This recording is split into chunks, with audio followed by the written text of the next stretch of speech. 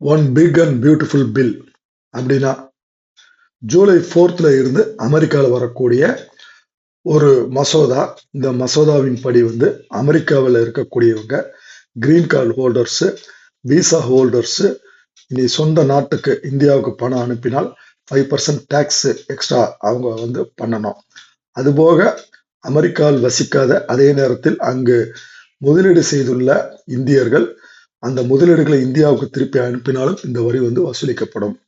மொத்தம் அமெரிக்காவில் 45 லட்சம் இந்தியன்ஸ் இருக்கிறாங்க. இதுல தமிழ்நாட்டை சேர்ந்தவங்க 3.5 lakhs. இவங்க வருஷத்துக்கு 10 லட்சம் கோடி அனுப்புறாங்க. அமெரிக்கன்ஸ் மட்டும் 2.82 lakhs கோடி இந்தியாவுக்கு அனுப்புறாங்க. இது 27%. கல்ஃப் கண்ட்ரிஸை விட அதிகம். ஸோ பணம் அனுப்புறவங்க இந்த 2 மாசத்துக்குள்ள அனுப்பிடுறதுன்றது த பெஸ்ட் சொல்யூஷனா பார்க்கப்படுகிறது.